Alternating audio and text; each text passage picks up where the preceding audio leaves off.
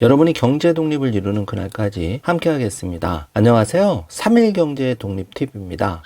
자, 신용점수가 최하라도 또 연체가 있던 최저 신용자라도 최대 1,000만원 대출을 받을 수가 있는데요. 오늘 이 내용 궁금하신 분들은 영상 끝까지 함께 해주세요.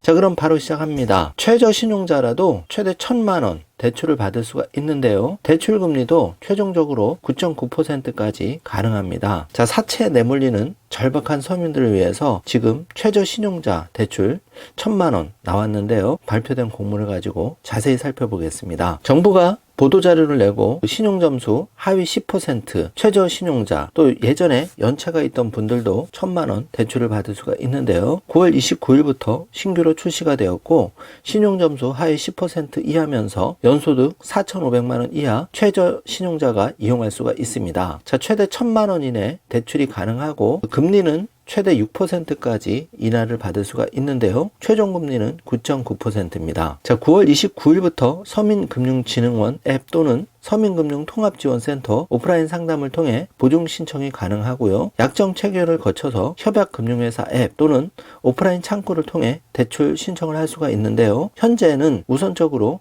2개 협약금융회사 광주은행과 전북은행에서 대출이 이루어지고 순차적으로 확대될 예정인데요. 2022년 4분기에는 하나저축, 웰컴저축, DB저축, NH저축은행으로 취급 범위를 넓혔고요. 신한저축, 우리금융저축, BNK저축, IBK저축, KB저축은행은 내년 2023년 상반기에 최대 1,000만원 대출을 받을 수가 있습니다. 자, 지원 대상은 이토록 신용점수 하위 10% 이하면서 연소득 4,500만원 이하인 최저 신용자로 햇살론 1호 등 정책 서민금융 상품 이용이 어려운 분들을 지원을 해드리는데요. 여기서 중요한 점은 과거 대출, 연체 이력 보유자 등도 대출이 된다는 겁니다. 대출 한도는 최대 1,000만원인데 최초 대출 시 500만원 이내에서 심사에 따라 지원을 먼저 하고요.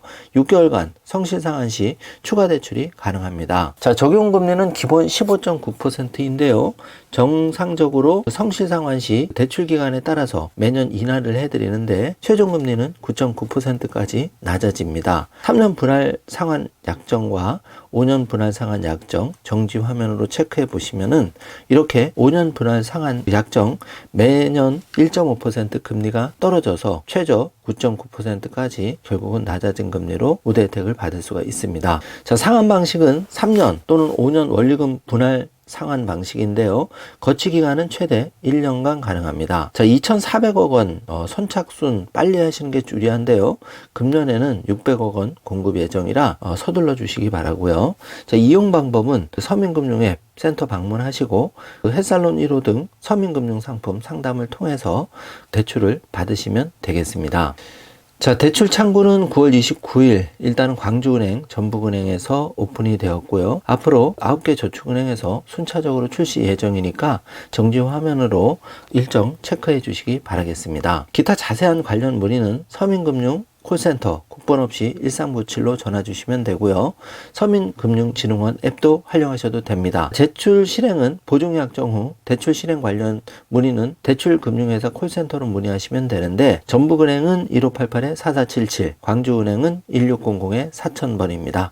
자, 유의할 점도 있는데요. 자, 1,000만원 대출을 틈타서 보이스피싱이 기승을 부릴 거라고 예상이 됐는데요. 보이스피싱 안 당하려면 각별한 주의가 필요합니다. 또 금융감독원 불법 사금융 신고센터 1332로 조금이라도 의심이 되시면 적극 신고를 해주시기 바라겠습니다. 서민금융 필요한 경우 서민금융진흥원 맞춤대출 앱에서 언제든지 확인이 가능하고요. 서민금융 콜센터 1397을 전화 주시면 공식 상담 채널을 이용할 수 있기 때문에 보이스피싱이나 여타 여러분의 돈을 노리는 악질적인 그런 세력들에서부터 여러분을 잘 보호할 수 있습니다. 자, 방문 신청 시 필요 서류 발급 기간 알아보겠습니다. 먼저 근로소득자는 재직증명 또 소득증명이 필요한데요.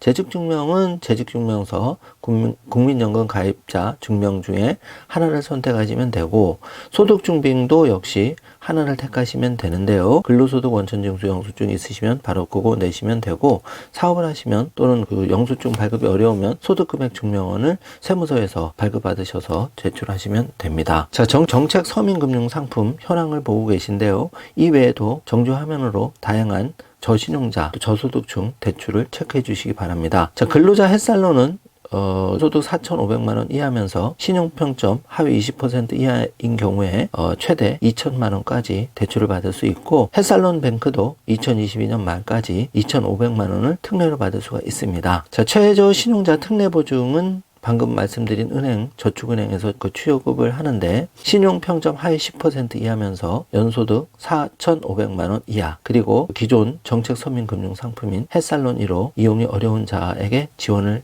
해드리는데요. 자, 한도가 제한이 되어 있기 때문에 서둘러서 신청을 해주시기 바라겠습니다. 서민금융통합지원센터 오프라인 위치인데요. 서울은 6개소, 강남, 양천, 광진, 관악, 노원, 중앙 위치 확인해 주시고, 경기, 인천도 정주하면 으로 체크해 주시기 바랍니다.